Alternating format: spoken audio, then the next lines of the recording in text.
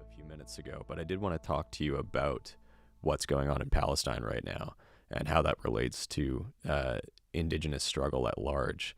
I've noticed on social media, on Twitter, you've been very outspoken about the genocide that's happening in Palestine right now and in calling for a ceasefire.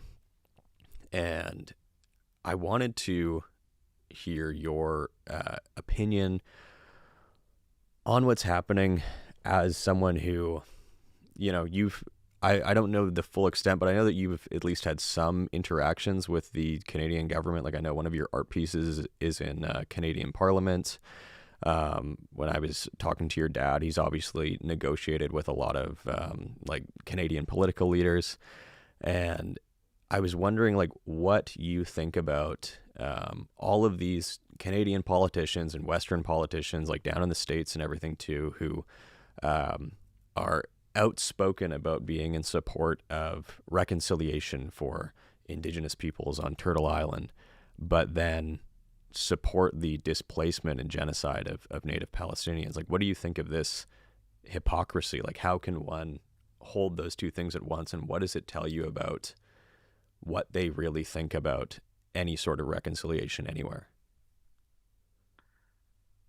Oh, that's such a big question. I don't know if they see it as I don't know if they see it at all. You know, Mm, I see it as being incredibly hypocritical and that they're living in some kind of what's that saying, like cognitive dissonance. Like yeah, they're just so, I see them all upset at the idea that women and children are being killed in Ukraine by Russia. mm, And they will, tweet things out like that, like how appalled they are that Russians seem to have no humanity for Ukrainian civilians, and then I'm like, you literally just voted to, you know, uh, you voted against a ceasefire. yeah, Canada just voted against the cease. I don't know if they didn't just now, but they have. Bob Rae has represented Canada at the UN and voted against it. hmm And it's just been like, how? How can you not? How can you not? How can you not see a picture, a video of a child being dug out, torn apart underneath the rubble, and your heart not just break in a yeah, million pieces? How? Where is your humanity? You know, if we are to agree as human beings that life matters, then all life matters. I saw the representative of Palestine speaking to the UN, and he said he just doesn't understand why Palestinian lives don't seem to matter. And I feel I get really I'm emotional about it. You know, I feel really, on the one hand, just disgusted and angry at the Canadian government's, like, they're being a lapdog to the US, to, and I did expect more. I expected more. I didn't expect them to go along with this bullshit about if you criticize the state of Israel, somehow you're anti-Semitic. mm, And they're wielding that as a tool to silence people. And they'll wield it pretty soon as a tool to jail people, yeah, because you see what's happening in the States. They already said that anybody who is considered, quote unquote, of course, this is how they phrase it, right? They'll say, if you're a terrorist, you're going to jail or you'll be kicked out of the country or you whatever, right? So they've already set that up because they've said the student protesters were terrorists. yeah, if you wear a keffiyeh in solidarity, you're considered a terrorist. So they're going to, they're already setting the stage for, you know, the enemy within, Trump said, right? Yep.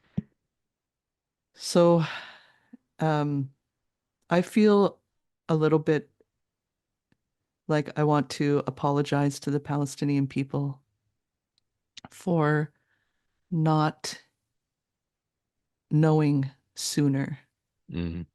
for not having informed myself sooner of the Nakba, of the history of their displacement and the violence that has been enacted and the apartheid system that has been put on their lands and the torture uh, and kidnapping of their people. Um, I didn't know because Hmm. I didn't inform myself. And now that I have, there's simply just no question that what we're witnessing is first of all a genocide, and second of all, um, that the global leaders in support of that genocide are willing to go to turn their blind eye to the suffering of people in a way that I don't think the world has ever witnessed before. Hmm. And so I think it's important that we don't stop talking about Palestine, that we don't stop showing up to the actions that are being organized when we can. Don't Yep. stop being a body on the ground. Don't stop. Don't stop. Hmm. I don't know. I don't know what's going to happen. But in terms of like as an Indigenous person, there's some things that we see that are the same, right? Yep. Uh, and I think because of the genocide that was against our ancestors, we can quickly identify that this is a genocide, that this is Hmm. ethnic cleansing, that what they're doing is pushing people off the land. Like immediately, you can see what they're doing. There was never any question. It was never, to me, it was never about like what happened on October 7th was really disgusting. Yep. And October 7th was just horrific. By the time I saw what had happened, because I don't even know if I was really aware of what was going on October 7th, but by Hmm. the time I saw what had happened, it was already October 8th, and Hmm. the statements were being made by members of the Israeli government that were saying these are human animals. We will not allow any water, any food, any whatever. They must be destroyed.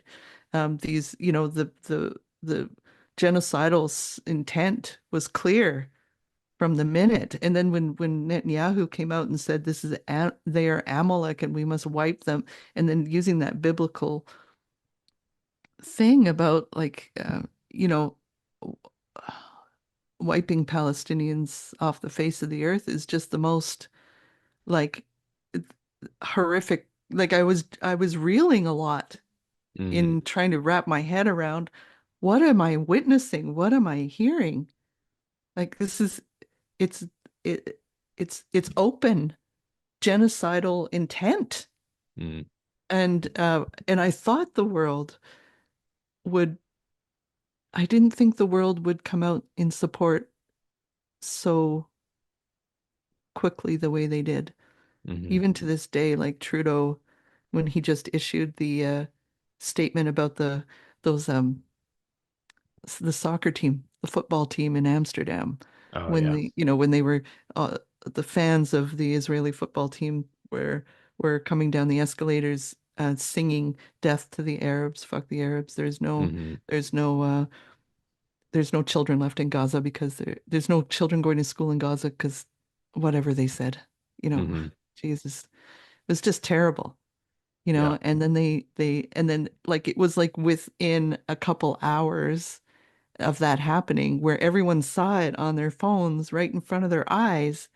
I mean, some of those fans got an ass kicking, and they should have. They were walking around town tearing down flags and chanting this horrible, horrible genocidal chant. Yeah. But they got it. Some people are like, nah, not in our town.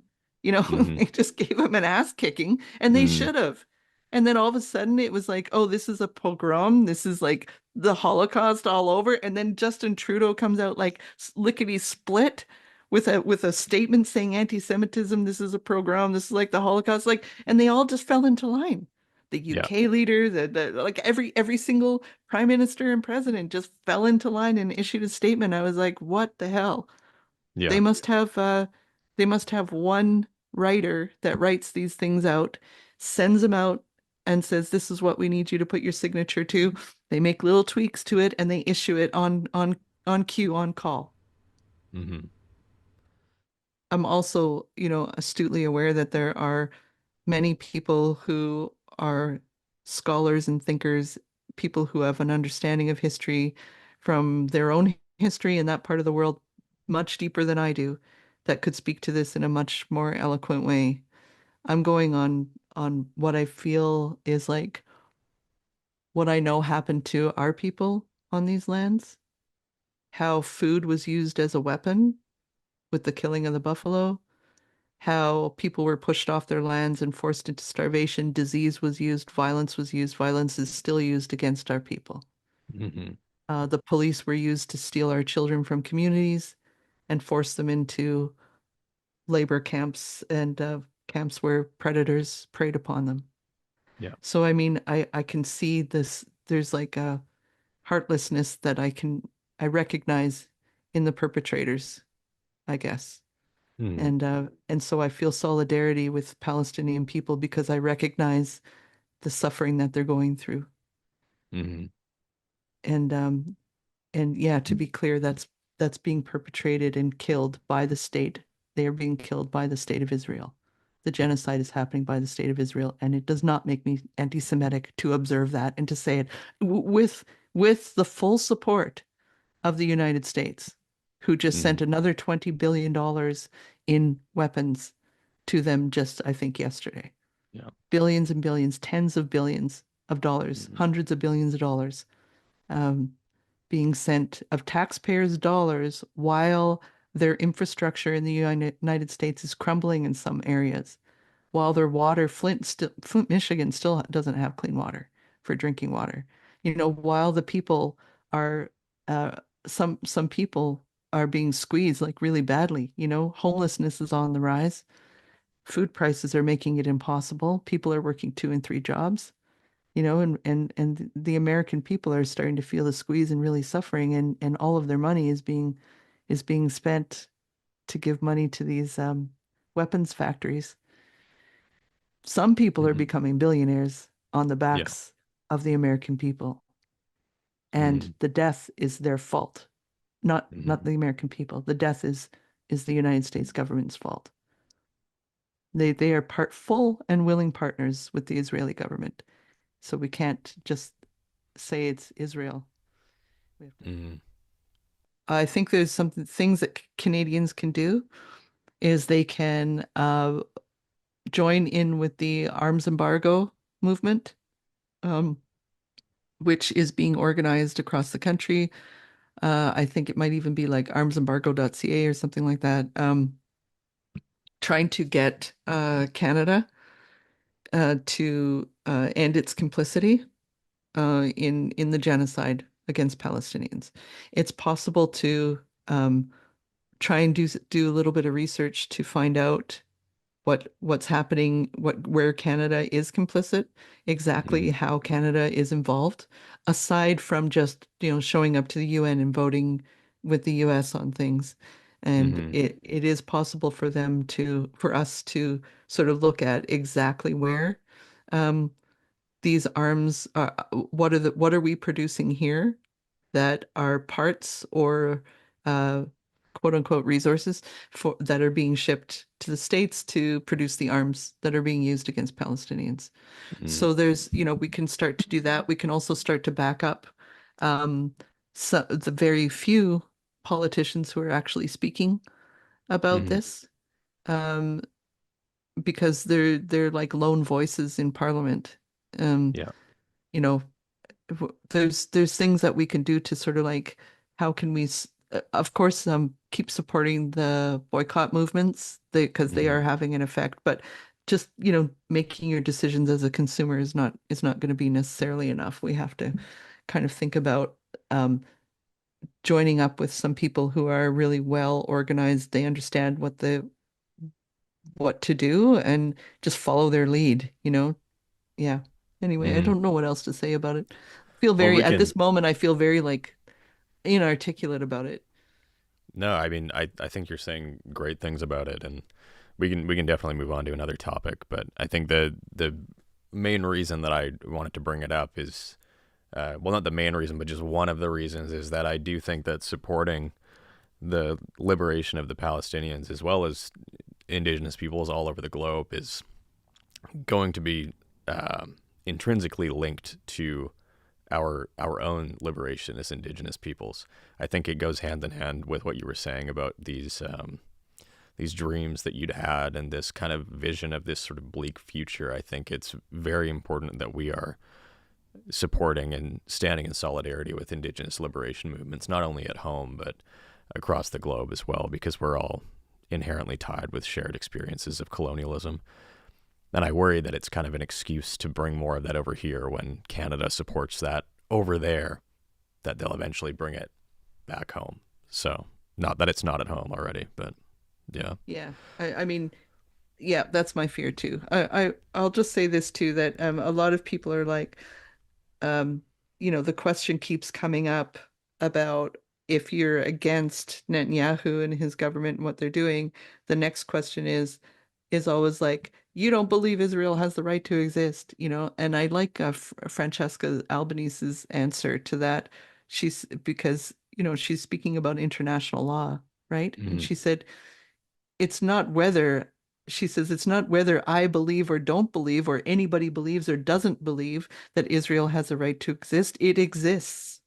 She says France and Italy, if they wanted to join forces and become Ita France, then nobody would have anything to say about it.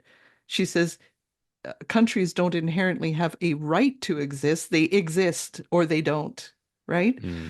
And she said, so that's not the question. She said, the question under international law is is does a people have a right to exist? Do a people have a right to exist? And she says, and it is recognized under international law that a people has a right to exist. The Palestinians have a right to exist. And so like that answer was so beautifully worded because it just really hits to the heart of what the truth is, right? Mm-hmm. And so um, I just wanted to add that because I think it's important because the accusations of anti-Semitism, although you and I can recognize the difference between saying Netanyahu is a and his government are committing genocide to the anti-Semitic statements that are being made by many people online.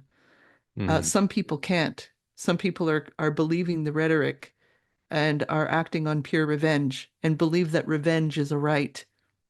Mm-hmm. Retribution is a right. So they believe that what happened on October 7th gives people the right to destroy an entire people and commit genocide. Mm-hmm. And I think that uh, we do have to support as as imperfect as the UN is. Uh, it is the only body right now that is an international body, and I think we're witnessing it. I think we might be witnessing the end of it, unfortunately, Mm-hmm. uh, of the United Nations because it has no strength. It's got no way to stop the United States because Mm-hmm. the United States has the veto power, and it has no way to stop it. Whatever the U.S. decides to do, there goes the world. You Yeah. know? Yeah. Yeah. Well, on that note, we can shift gears maybe to something a bit more, maybe some like kind of like direct actions that you're taking as well. I'd like to talk a little bit about the community organizing that you take part in. I was hoping we could hop in on the Ottoman Collective. Am I saying that right? Yep. Yeah, the Ottoman Collective that you co-founded with Isaac Murdoch. From what I understand, you do like year-round land-based arts and language programs, and prominently where most people who are not well versed in what the collective does might recognize the collective from is these banners. I have one of them here that you and Isaac made publicly available. Got that one there. I'll show it to the camera over here as well. Oh, whoops. Oh, yeah. If you can see that at all. It's the one with the water is life, protect the sacred, with the fish with the pregnant with a fetus on the cover. Or I can turn off my if you can see that, or I can blur my background for a second. There we go. So this one right here, show it to the camera as well. Tell me, is this actually one of yours or one of Isaac's designs? Oh, nice! I love it. So there's this whole project, and maybe we could hop in on kind of generally what the collective does, but then I would like to hear more about the protest banners project as well. But yeah, please tell me a bit more about the collective. So we started it. It was actually me and Isaac, and then we invited Aaron Consmo to come in on it. Okay. Aaron Consmo is a Métis artist, two-spirit artist, and it was a we worked for a little while organizing different events. Aaron is really brilliant at speaking about and to youth about sexual health and consent and around those kinds of issues and things like that. They are just an incredible artist too, who I met like years before that and have always really admired their art and their activism and just their mind, just brilliant Mm-hmm. person. So anyway, Aaron was with us there for about a couple years and then moved on to some other things, and lives now out west, uh, and does their things out there. So Isaac and I continued on, and we started making these banners, and then traveling around to help support communities who are trying to stand up for different things in their community that might be happening around water protection, pipelines, anything like that. Up in this region, it's the issue that the elders are trying to take on is aerial spraying of Mm-hmm. glyphosate. I can never say that right. But they spray it on the forests up here to make it easier for forestry companies to go in and then clear cut, their designated areas. And that aerial spraying of that chemical turns all the underbrush brown and kills all the underbrush. And you know people will claim that that's super safe. They also spray it on crops all over the place, and they also do testing though to say whether it's safe or not for human consumption. But the difference is when they're spraying it over the forests, I don't think anybody's testing to say whether it's safe or not for the continuation of insect and animal species. Like nobody's really doing, I don't know if people are really doing that kind of work. And the elders are just saying that they're noticing like the places where they're hunting and trapping are being affected, the places where they harvest their medicines and their foods are really being negatively impacted by it. Mm-hmm. Um, and so we did some banner making around that. We did banner making to support what was happening in Unistoten and Wet'suwet'en territory. We did banners to help support against fracking in Colorado. And we went to Standing Rock and participated in making some banners there. And really, the person who taught us how to do that was David Solnit. And he Mm-hmm. worked for 350.org for a long time as the art director. Um, and he comes from a background of arts and activism. So he showed Isaac and I how to do that, how to make those banners, how to do the silk screening and whatnot. And then we would go to different communities and help do it. Or we would print up like 1,000 banners and just send them out for free. I Mm. think in total we've printed about um like 10, maybe 10, 15,000 banners. And Wow. we've sent them out all over the world, wherever grassroots people want to carry something in their hand that expresses what it is that they're trying to say when they're out there protesting. Hmm. Um, we did that for quite a long time. Occasionally, Isaac still does it. I haven't done it for a while now. I still have ideas in my head though of making them, but I don't really have the time at the moment to be printing them myself anymore. I'm have like a lot of projects I have on the go. Oh yeah. Well, yeah. It sounds like you've had some like great success with the banner project and everything the collective's doing. Like it seems like it's had some really great results, and I think that's true for a lot of the community or organizing you do as well. Another thing I was hoping you could tell me a bit more about, and I thought this was a really inspiring story, was the Willisville Mountain Project.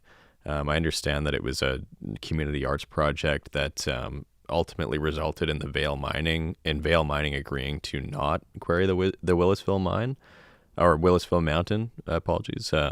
Could you tell me a bit more about that project and how you were able to actually have this success from this organizing? Yeah, that was a really good project. It was the first time that I really recognized that people can use art within a movement to achieve, what they wanted to achieve. So I used to live across from the Willisville Mountain, which is part of the La Cloche mountain range, Mm. near Manitoulin Island on the north shore of Lake Huron and in Ontario. And that mountain, the La Cloche mountain range, is one of the oldest mountains ranges in the world. I think it's or at least in Canada area, it's older than the Rocky Mountains, apparently.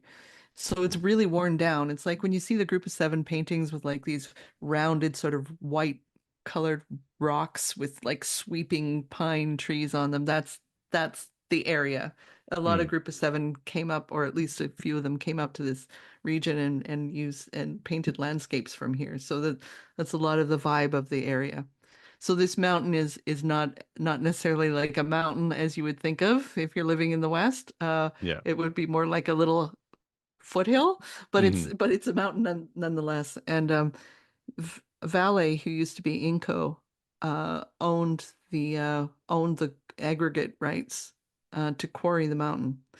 There's already a quarry sort of at the next little hill over that has gone right down to underneath the ground level.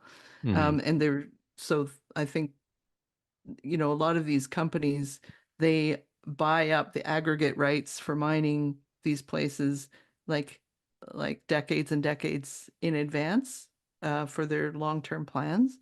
So we had heard, a number of us had heard that they were planning on quarrying the Willisville Mountain. So me, John Butler, Carrie, his wife, Carrie Butler, and Sophie Edwards had a nice lunch on my deck once, looking over the Willisville Mountain, and we said, let's get everyone who loves the Willisville Mountain to do a painting of the Willisville Mountain in whatever way that they want, and we'll put on an art exhibit to raise awareness about this. So we sent out the word. Um, we crowdsourced on social media. Um, and I think that was like 2010, 2009. And we got submissions. We curated, we had a juried exhibit. So we juried the submissions. We picked out 40 artists. And then we set up the exhibit. And then John and Carrie got Ian Tamlin to do a concert and arranged for the exhibit to tour to 5 different other locations. John used to be an old guy that worked for the Toronto Star and before he moved up to the area. And so he had still some of his media contacts, and he reached out to the media. He got coverage, and the public pressure was enough for Vale to uh, say that they were letting go of the aggregate rights of that mountain and not going to quarry it. Now, whether they actually did legally let it go, I don't know. But they did agree publicly not to quarry that mountain. And and I think they relinquished their aggregate rights over it. That's what I did see. Um, Mm-hmm. so this sort of gave me an idea that, when people come together and they they put their efforts into something, I really believe in the power of art. I Mm-hmm. believe, like, when they say your grandmothers might have said something like, when you're sewing or when you're making food, you're putting your love and intentions into the things that you're making. And your family feels that, or the person you're making something for, your energy is imparted into those things. Mm-hmm. And I feel like my energy is imparted into my art, and I feel like everyone's energy is imparted into their art. And so when you have a group of people coming together to put art together as one, all of those energies are combined and it becomes powerful. Um, and this resulted, it's not going to work out like that all the time, but it had a positive result. Mm-hmm. So it gave me the idea that people coming together to put the art together uh, can have a really strong impact, and that art will say things that words cannot express. I mean, Yeah. visual arts. So I think this also led in very quickly into when I had the idea for Walking with Our Sisters. It Yeah. was right on the tail end of the Willisville Mountain Project. Um, and then when I just what happened with Walking with Our Sisters is I had seen a poster be put out for a missing person, a young person that was 16 years old. And for a split second, out of the corner of my eye, that person looked like my daughter, who was the same age. And Mm-hmm. it just gave me the chills. And I began to really think about her mom and think about how her mom would be looking into the face of every single person she saw on the street, every person she saw on film, on social media, everywhere she went. How her mom would be caught off guard with someone who looked like her daughter, or she would be searching the face of everyone to see if that was her daughter, imagining how her daughter looked when she got older, and the story of this young person being missing, that her cell phone was left behind. Uh, some of her ID was left behind, Mm-hmm. really disturbed me and made me really overwhelmed with compassion for her mom. And then through, like, I was driving and I was crying. I was just really emotional. And Mm-hmm. through my emotions, then all of a sudden I thought about, I don't know, it just came in my mind, this idea of these moccasin tops, and the moccasin tops being like not sewn into moccasins to represent this unfinished life of this person who is so loved and so valued, right? And then I started thinking, well, how am I gonna, like, at the time in Canada, the Native Women's Association of Canada had NWAC had done some database. They had been keeping a database of murdered and missing Indigenous women and girls, and their numbers were up at like 634 or 632 at the time. And so I was thinking, how am I going to get 632 pairs of these moccasin tops made? Like, I can't be that fast. I can't make them that fast. So I was like, I Mm-hmm. should reach out to people. Oh, then I thought maybe I'll like commission people to do it. And I thought, how much would they charge? Maybe $50 per pair. And then I was like, I can't afford that either because that's Yeah. like, I was like, I can't buy all these things. And then I was like, maybe I'll just ask people I know, if they Mm-hmm. want to do it. And then as I was private messaging people, the res the response was really like overwhelming. Um, and so I'm like, well, I should just put this out as a public call then, rather than trying to do it privately. And when I did Yeah. that, then the response was really overwhelming, and uh, I got um, sent over 2,000 pairs Wow. of moccasin tops. And then we did a call out when we went to the site of the old Shingwak Residential School, which is now Algoma University in Sault Ste. Marie. We had an installation there, and the survivors group, the residential survivors group, wanted to have moccasin tops representing the children of residential schools who never made it home. Mm. So I put another call out, and we got another 300 pairs from family members, and then 300 additional pairs later on. So in total, we were about 2,600 pairs of 2,700 pairs of moccasin tops sent from primarily Canada and the United States, but sometimes across the world. That's incredible. I mean, yeah, I've seen photos and videos of the project as well, and it's like it's a really impactful piece, and I think that um, like you were saying, it's so impactful and has such a strong energy about it when it's these pieces that you've organized that bring all these people together for communal participation in it, right? There's kind of a spirituality in that. Like for me, every time I experience something very spiritual or some like presence of creator or something like that, it's always in that kind of intangible, indescribable space of connection between you and another person. And I think that's really reflected in these pieces, like this kind of undescribable connection of all these people working towards a common goal on artistic expression that's actually like doing something and saying something here. And I can tell that that's something that you're passionate about. Like it's reflected in all these projects as well as some others, like the 150 Acts of Resistance project. And I think that that also really gets on something that I am trying to get at with this podcast, the that our culture, our spirituality, our politics, everything is intertwined. Like it's not able to be separated into neat little packages. And I think that that's often what Canada asks us to do. They want just culture over here, just politics over here, and not a lot of it. And to separate all these things out. But I think they've never been separate. They've always been together.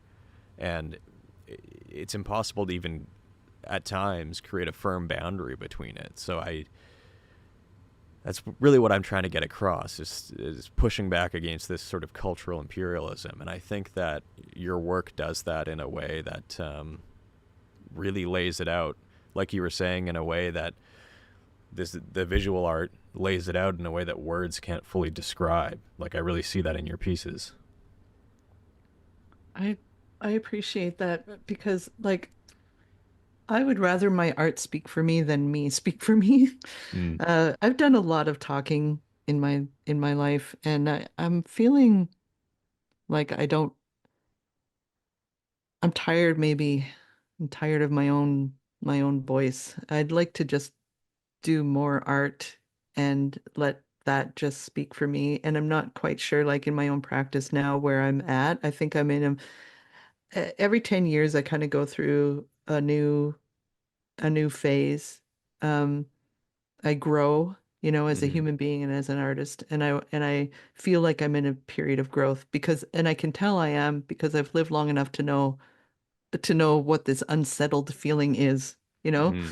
this Mm-hmm. unsettled feeling within. Everything is unsatisfactory somehow, and I don't like anything I'm doing.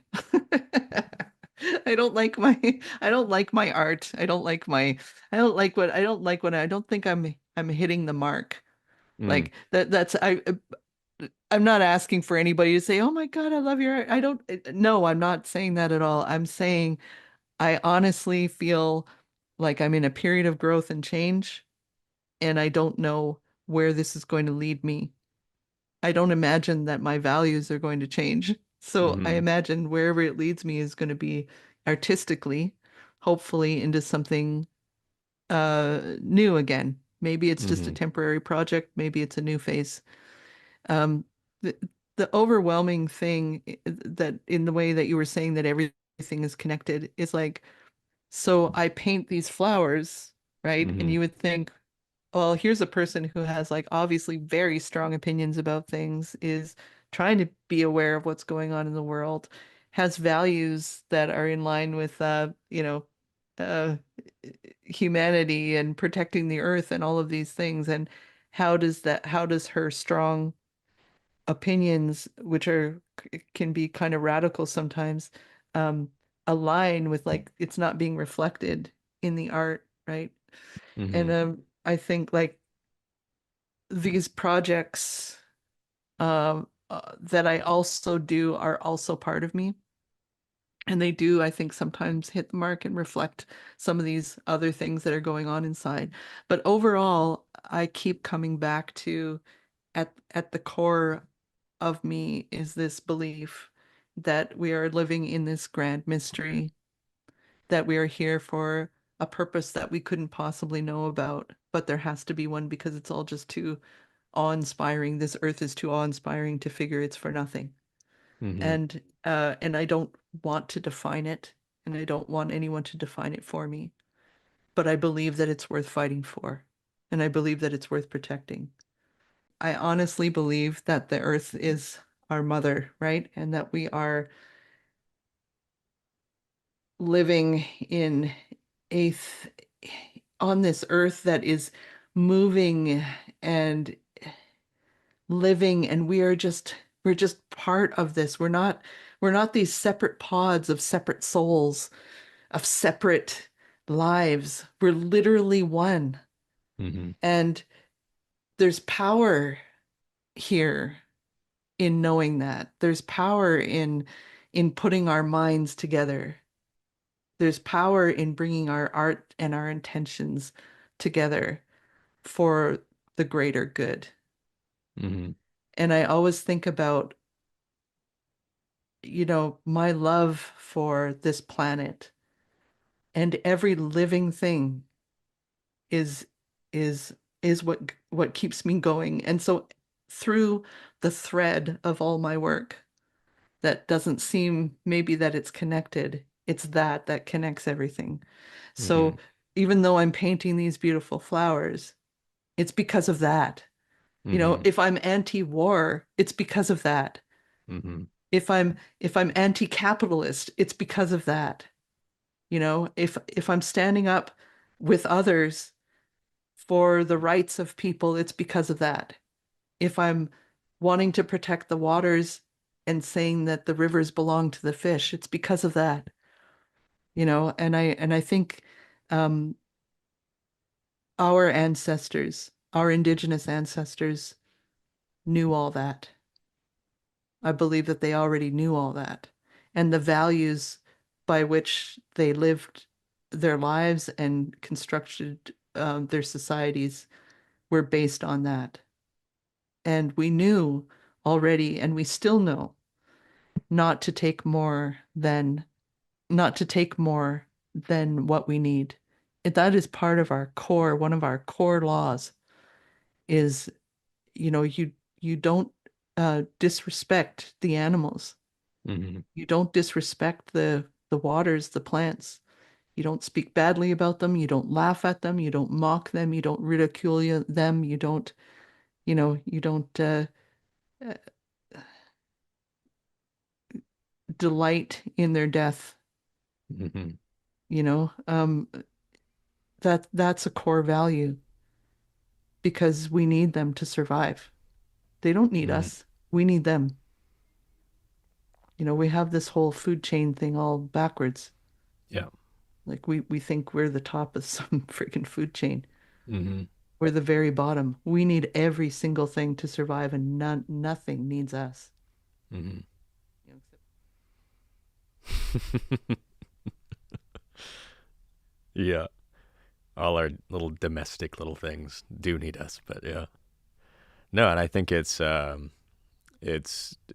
so important that you are upholding those values and those teachings, like to bring it back to something that we were saying earlier, like where we're so frequently seeing Native organizations and particularly like our provincial reps kind of appealing to capitalist interests and investing in pipelines and things like that. And it's just, we have to push back on that. It's not good for us in a variety of different ways aside from just giving us a bad name.